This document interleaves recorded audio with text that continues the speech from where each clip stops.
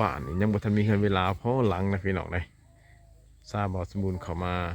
เขตเจียงตูบในหมู่บ้านเจียงตูบ6 บ้านนี่บ่ทันมีเงินก่อเพราะหลังเลยพี่น้องเดือน4ประมาณนาที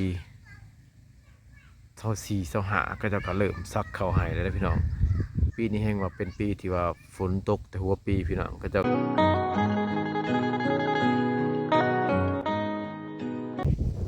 สบายดีพี่น้องสบายดี FC บ่สมบูรณ์ทีนี้ก็อากาศหนาวแห้งพี่น้องเลยว่าหอหนาวตากทั้งหนาวทั้งฝนพลอยพี่น้องวันนี้พาพี่น้องเข้าย่างเลาะบ้านเบิ่งบรรยากาศภายในบ้านชนบทเด้อพี่น้องเด้อเหมือนกันบ่สมบูรณ์ย่างมาจากเฮือนพี่น้องอันนั้นเป็นเฮือนบ่สมบูรณ์ที่ว่าย่างเข้ามาบ้านมื้อนี้ย่างเข้ามากะประมาณ300 เมตรพี่น้องพอดีฮอดบ้านฮอดหมู่บ้านใหญ่พี่น้องเข้ามา300 เมตรย่างกะพอดีสำหรับออกกำลังกายแหละพี่น้องบ่ไกลปานใดมื้อนี้ก็อากาศแต่ว่าเย็นผิดปกติพี่น้องหนาวกว่าทุกมื้ออีกหนาวเรียนมานี่หนาวนักอีร้อนประมาณ3 มื้อ 4 มื้อนี่แหละมื้อนี้เป็นมื้อที่4ทั้งหนาวแล้วก็ทั้งฝนพี่น้องหนาวแห้งกว่าหมู่มื้อนี้นะเป็นมื้อที่ว่าฝนตกพี่น้องกำลังเอื้อนนะพี่น้องไฟฟ้าก็ดับสัญญาณก็บ่มามื้อนี้เพราะว่าทั้งลมทั้งฝนเมืองเจ้านี่ตอนนี้ก็ยังเหลือแต่ลมแห้งพี่น้องฝนก็เอื้อนลงน้อยหนึ่งล่ะบ่สมบูรณ์ว่าสิเดินทางเข้าไป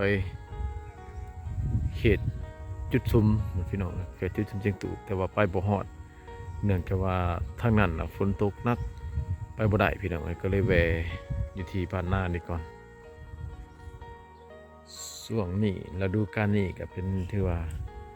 เข้าสู่ฤดูกาลที่พี่น้องบ้านเฮานะ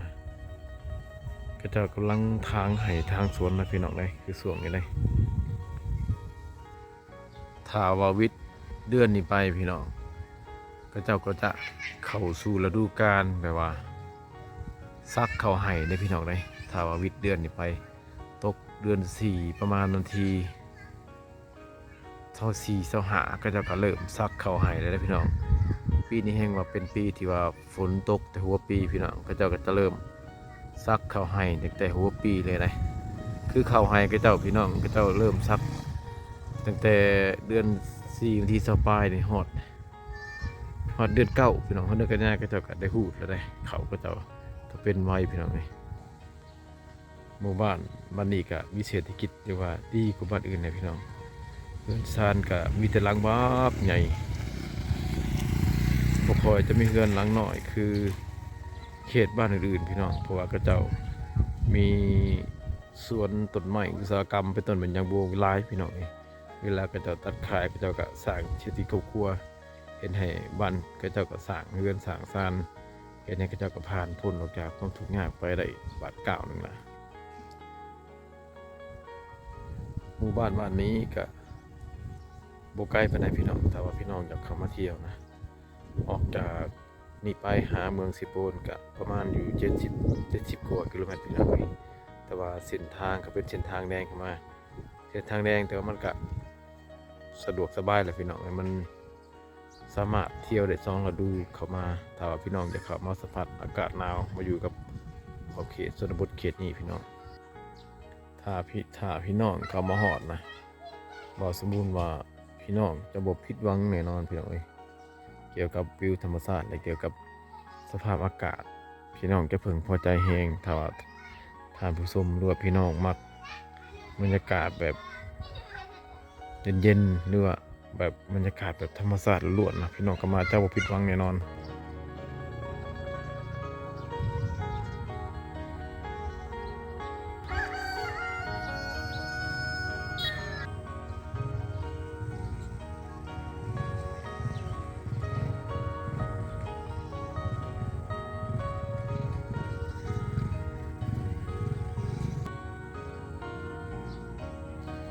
บรรยากาศของชนบทอยู่สปป.ลาวนี่พี่น้องส่วนหลายจะมี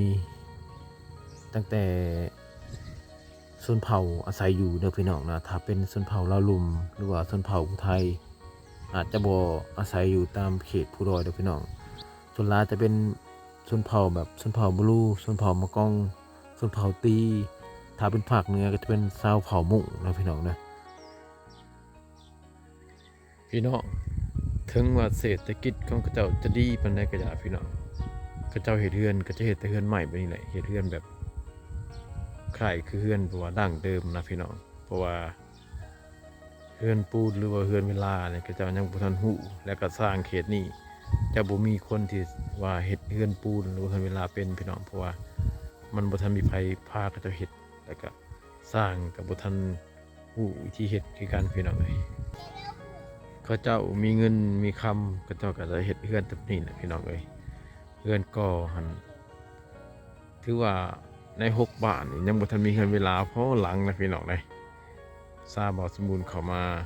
เขตเจียงตุในหมู่บ้านเจียงตุ6บ้านนี่บ่ทันมีเฮือนก่อพอหลังเลยพี่น้องอันตัวนี้จะมีน้ำห้วยน้อยๆไหลผ่ากลางพี่น้องเอ้ยแล้วก็มีวิวธรรมชาติงามๆเลยพี่น้องเห็นแล้วพาให้พี่น้องแปลว่าคิดฮอดเรื่องเก่าๆอดีตเก่าๆเห็นแล้วส่วนให้หน้าหลงไหลส่วนให้คิดฮอดอดีตหรือว่าเฮ็ดให้คิดฮอดบรรยากาศเก่าๆแต่สมัย4-50 ปีขึ้นหลังบรรยากาศแบบนี้หาเบิ่งยากเลยพี่น้องเอ้ยมีแต่เขตนี่ล่ะสิเฮ็ดให้เฮาได้เบิ่งแล้วมีรู้สึกอิ่มอกอิ่มใจอยู่ในเมืองในนาเนี่ยอากาศสดๆแบบนี้หรือว่าวิวงามๆแบบนี้บ่มีให้เห็นเลยนะพี่น้องเอ้ยมีแต่เขตชนบทแบบนี้ถือว่าเดินทางมาก็คุ้มค่าได้ถ้าว่าเดินทางเข้ามาเที่ยวมาชมพี่น้องเป็นหมู่บ้านที่มีน้ำห้วยหรือว่าน้ำหรือว่าลำธารน้อยๆไหลผ่านกลางนะน้ำห้วยตัวนี้ชาวบ้านก็เอาไปรดพักแล้วก็เอาเป่งเขาหน้าน้ำพี่น้องคือว่ามุนใส่ธรรมชาติแบบครบถ้วนนะพี่น้องแล้วก็ใส่ธรรมชาติแบบ100%เลย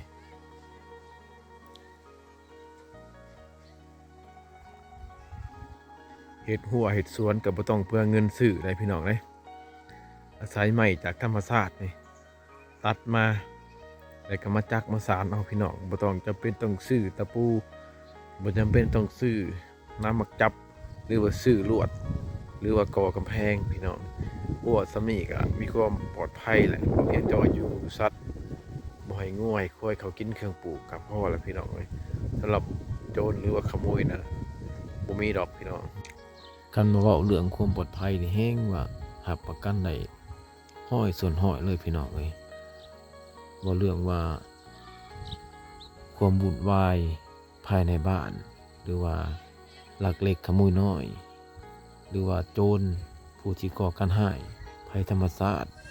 แล้วก็ผู้ภัยระเบิดอหยังต่างๆอุทกภัยน้ำท่วมก็บ่เคยเห็นจักเทื่อพี่น้องเอ้ยเขตนี้ว่าเป็นเขตหมู่บ้านที่ว่าอยู่สูงพี่น้องเฮ็ดให้ภัยธรรมชาตินะจะบ่ค่อยจะคุมคู่ปานใดพี่น้องเอ้ยถึงว่ายามฝนจะตกแก่ยาวปานใดก็อย่าพี่น้องน้ำบ่เคยท่วมเขตนี้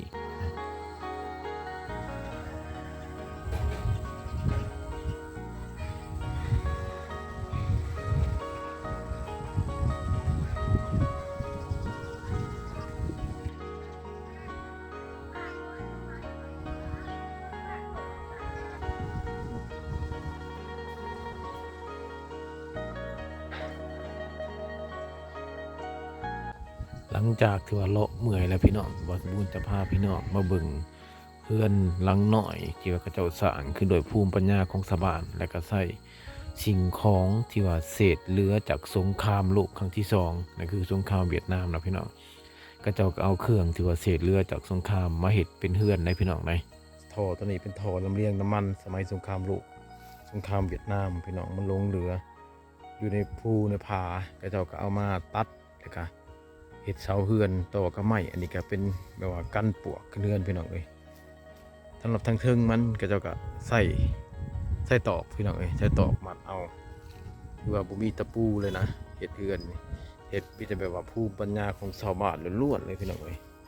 ไม้นี่ก็ตัดเอาไม้ก้มจากป่าจากดงมาเห็ดนะพี่น้องนี่พี่น้องสังเกตหนึ่งอันนี้เป็นเฮือนที่ก็จะเห็ดใหม่อีกครั้งหนึ่งเพราะว่าคือเฮือนหลังนี้เราได้ลูกไผ่พี่น้องเราลูกไผ่อยู่นำเราจะปลูกเฮือนอีกหลังหนึ่งอยู่นะพี่น้องนี่ พี่น้องสังเกตดูหลังนี้จะเป็นหลังเรือนจะเห็นให้ลูกไผ่กับลูกทรายอยู่นะพี่น้องใส่ท่อน้ำมันเห็ดเสานะพี่น้องสังเกตง่ายๆอันนี้เป็นวิธีชีวิตของชาวบ้านล้วนๆเห็ดเก็บในภูมิปัญญาของกระเจ้าเองพี่น้องเลยสำหรับเรือนตัวใหญ่ของเรานี่คือการพี่น้องนี่เป็นตัวใหญ่นี่คือแล้วก็เอาน้ำมันท่อน้ำมันคือการเห็ดพี่น้องเอาท่อน้ำมันเห็ดเสาเฮือน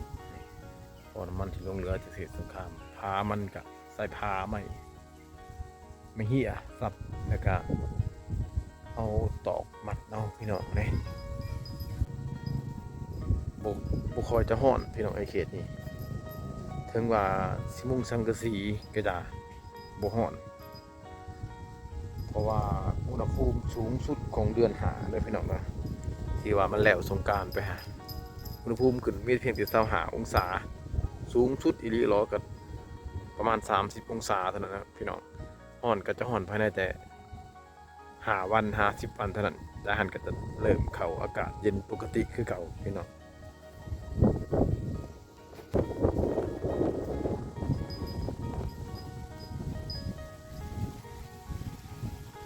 สายลมผัดเย็นตลอดเลยพี่น้องเลย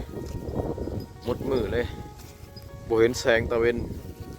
ในช่วง5-6 มื้อมานี่บ่เห็นแสงตะเวนเลยอากาศหนาวผิดปกติเลยพี่น้อง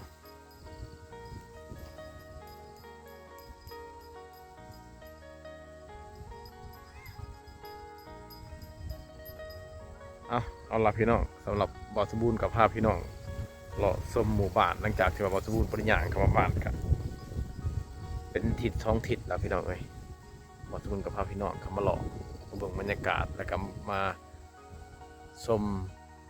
วิวงามของหมู่บ้านชนบทบ้านนี้พี่น้องที่ว่ามันบ่มีให้เห็นเลยในท้องถิ่นอื่นแต่สำหรับคลิปนี้บ่าวสมบูรณ์ก็ขอฝากไว้เท่านี้เด้อพี่น้องเด้ออย่าลืมกดไลค์กดแชร์และกดติดตามเพื่อให้กำลังใจบ่าวสมบูรณ์ตื่นพี่น้อง